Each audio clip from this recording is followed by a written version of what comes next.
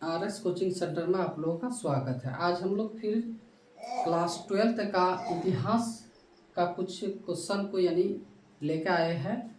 इसी का हम लोग आंसर देखेंगे, जो यानी कैसे क्या होता है नहीं होता है। ठीक है, तो ये सब बार बार बोला जाता है, यही सब यानी प्रीवियस क्वेश्चन है, यही सब पूछा जाता है, बार बार यही सब पूछा जाता है। ठीक है, तो इस बार भी यानी उम्मीद है कि यही से पूछा जाएगा। तो देखिए क्वेश्चन क्या कह रहा है, कि हड़प्पा सभ्यता के पतन के मुख्य कारण क्या थी। यानी हड़प्पा जो आज जो खुदाई के चलते जो मिल रहा है, तो इसका अनुमानित जो बहुत वैज्ञानिकों ने, इतिहासकारों ने खोज लगाया है, तो इसका पतन होने का यानी खत्म होने का क्या कारण था, क्या रीजन था जो ये खत्म हो गया था। ठीक है, तो कह रहा है हड़प्पा सभ्यता के पतन के मुख्य कारणों की चर्चा निम्नलिखित रूप में की जा सकती है। यानी बहुत तरह की किया, यानी एक एक इतिहासकार ने एक एक तरह का व्याख्या दिया है। कोई कह रहा है इस तरह हुआ है, कोई कह रहा है उस तरह हुआ है। ठीक है, आज खुदाई के चलते बहुत कुछ पता चल रहा है। तो देखिए कह रहा है बाढ़, यानी हड़प्पा का जो पतन हुआ यानी खत्म हो गया, हड़प्पा जो बर्बाद हो गया, तो इसका कारण यानी मुख्य कारण कोई कह रहा है बाढ़ है, कोई कह रहा है अग्निकांड हुआ था, कोई कह रहा है आक्रमण हुआ था, इसी के चलते यानी हुआ है।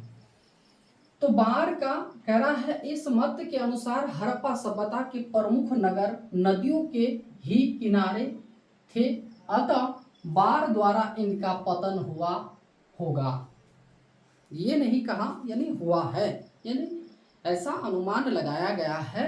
जो हड़प्पा जो था ये नदी के किनारे था, नदी के किनारे होने के कारण जब यानी बाढ़ आया तो इसीलिए इसका पतन हुआ। खुदाई में मिली बालू की मोटी परतें इस मन की क्या पुष्टि करती है।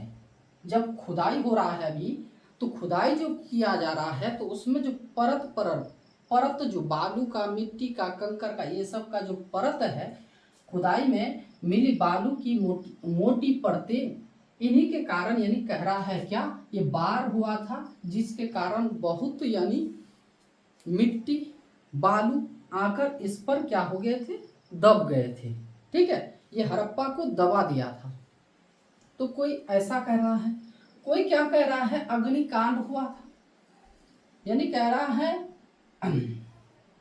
दुहाई में जली हुई मोटे स्तरों की प्राप्ति से कुछ विद्वान अग्निकांड से इस सभ्यता के पतन की बात करते हैं। कोई कह रहा है इसमें जो मोटे स्तर पर प्राप्त हुआ, कह रहा है दुहाई के जली हुई यानी मिला है, जिसका मोटे परत बन गया है काली जैसा। ठीक है, काली मिट्टी, काली रंग का इस तरह का हुआ है, लग रहा है कुछ जल गया था यहाँ, जो इसलिए यानी इस हड़प्पा क्षेत्र का यानी क्या हुआ, ध्वंस हुआ है, यानी पतन हो गया है। तो कुछ विद्वानों ने अग्निकांड से इस सभ्यता के पतन की बात करते हैं। ठीक है, और कोई क्या कह रहा है, देखिए आक्रमण कह रहा है खुदाई से प्राप्त नर कंकालों, बहुत कुछ जब यानी खुदाई कर रहा है तो बहुत कुछ मिल रहा है, तो वहां जो दबे हुए कंकाल मनुष्य का, ठीक है, मनुष्य का कंकाल था, जीव जंतु का बहुत कुछ कंकाल मिला है, जिसका सिर्फ क्या है, हड्डी है, मांस तो नहीं है, उतना दिन का यानी रहेगा नहीं रहेगा, तो सिर्फ यानी नर कंकाल। और वेदों में 10 युगों और दुर्गों के विनाश का वर्णन के आधार पर ब्रह्म आक्रमण, कहाँ ये कह रहा है ब्रह्म आक्रमण द्वारा पतन के विचार को भी यानी क्या नजरअंदाज नहीं किया जा सकता है। यानी कह रहा है आप अगर सोचेंगे तो ये यहाँ पर क्या हुआ था, बहुत बड़ा ही यानी आक्रमण हुआ था। कहाँ, किसके, तो ब्रह्म आक्रमण यानी ब्रह्माओं के द्वारा यानी आक्रमण हुआ था। कहाँ पर, तो हड़प्पा पर। इसको भी नजरअंदाज नहीं किया जा सकता है। आप अगर इसको भी यानी कहेंगे नहीं ये हो नहीं सकता, तो ये भी माना जा सकता है। इस तरह का यानी परिभाषा अनेक इतिहासकारों ने दिया है। ठीक है, तो चलिए इसी तरह आपको क्या करना है, लिख लेना है।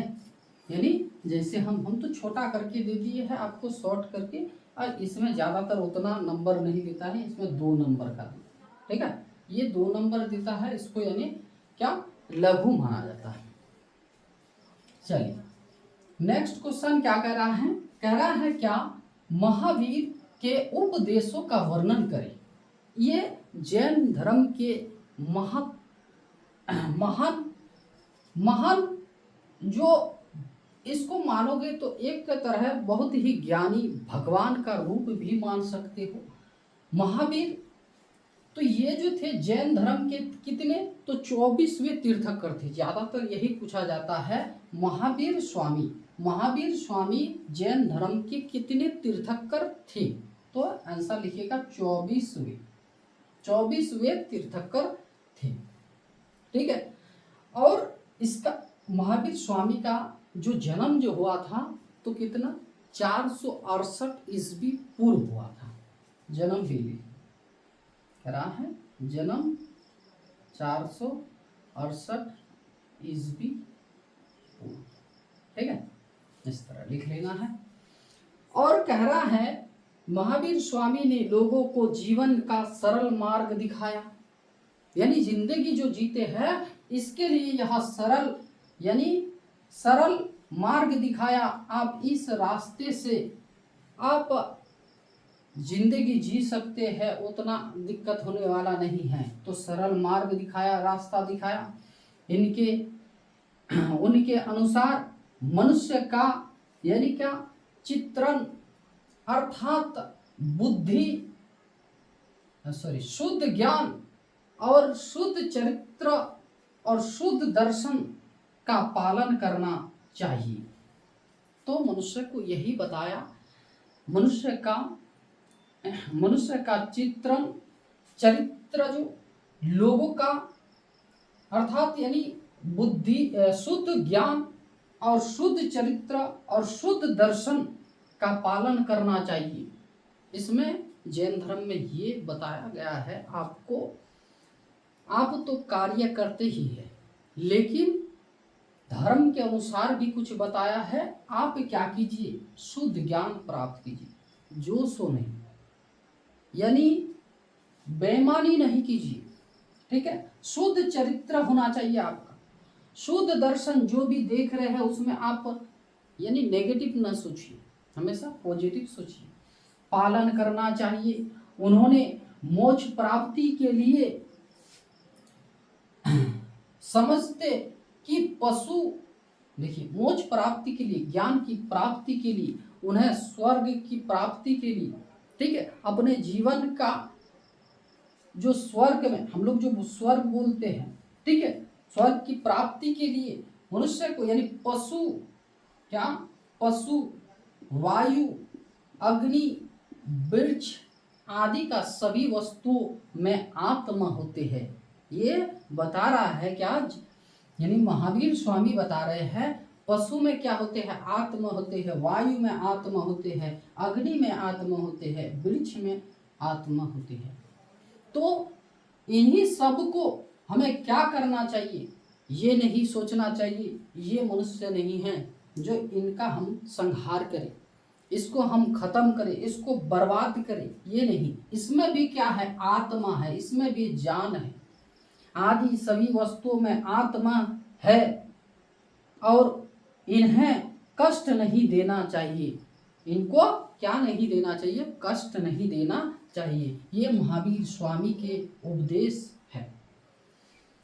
तो कह रहा है फिर क्या, उन्हें वेदों जाति प्राप्ति या यज्ञ तथा बलि में कोई विश्वास नहीं था, कोई विश्वास नहीं था। आज जो देख रहे हैं बहुत ऐसे धर्म में जो क्या करते हैं, आप मेरे बच्चे या कुछ कार्य कर दीजिए, आपके लिए यानी कुछ बलि चढ़ाएंगे, आपको कुछ देंगे। तो ये नहीं चाहते थे। कह रहा है यज्ञ तथा बलि में कोई विश्वास नहीं था। ये महावीर स्वामी का ये बलि में कोई विश्वास नहीं था। जो इसमें भी जान है, पशु में भी जान है और मनुष्य में भी जान है। तो एक मनुष्य के लिए एक पशु को अगर बलि चढ़ाते हैं तो ये इसका क्या कर रहे थे, ये विश्वास नहीं करते थे, यानी इसका निंदा करते थे। उनका विचार था कि अपने अच्छे बुरे कर्म के कारण मनुष्य जन्म लेते हैं। आप जैसे कर्म कीजिएगा उसी तरह आपका जन्म होने वाला है। तो कह रहा है बुरे काम के कारण मनुष्य जन्म लेते हैं और आत्मा को पवित्र रख कर ही वह मोक्ष प्राप्त करते हैं, तब जाके वह अपना स्वर्ग प्राप्त करते हैं, आत्मा पवित्र रख कर ही। ठीक है, तो आशा करते हैं यहाँ तक आपको समझ में आया होगा, क्योंकि हम इसी तरह क्वेश्चन को एक एक करके बोलते जाएंगे जिससे यानी आपका याद करने का उतना दिक्कत ना हो, यानी सरल हो जाए। ये क्वेश्चन आपके लिए सरल हो जाए, आप समझ जाते हैं हर विचार को, हर वाक्य को, हर शब्द को समझ जब जाते हैं तो उतना आपको रटना नहीं होगा। रटने से कोई यानी कुछ प्राप्त होने वाला नहीं है। आपको क्या करना है, शब्द को जानना है, एक एक शब्द को जान करके तब यानी अपने माइंड में यानी दिमाग में बैठाना है। ठीक है, जो क्या हुआ था, आज अगर हम नहीं बोलते महावीर के बारे में तो आप सिर्फ क्या करते, इसको पूरा रट लेते, महावीर महावीर महावीर के बारे। ये महावीर का तो ये पहला जो उपदेश दिया था, ये जो ज्ञान की प्राप्ति हुई थी महावीर को, ये जो ज्ञान की प्राप्ति हुई थी, कहीं तो बोलेगा, तो ये पहला उपदेश दिया था बिहार में। बिहार के कहाँ, तो पावापुरी। ये पावापुरी कहाँ, तो नालंदा में। ठीक है, यहाँ पर उपदेश दिया था। इसका फिर नाम भी पूछा जाता है, महावीर स्वामी तो है ही, इसका यानी बचपन में क्या नाम था, तो वर्धमान नाम था। क्या था, वर्धमान। ठीक है, ये भी पूछा जाता है बार बार। ठीक है, और ये कितने जैन के तीर्थंकर थे, तो 24वें। इनका जन्म यानी कितना, तो 468 ईस्वी में हुआ था। ठीक है, तो आज यही तक, फिर अगला वीडियो के साथ फिर नए क्वेश्चन को इसी तरह दिया जाएगा। आप लोग क्या कीजिएगा, इस तरह के क्वेश्चन को लिख लीजिएगा, एक नोट कॉपी बना लीजिएगा। ठीक है।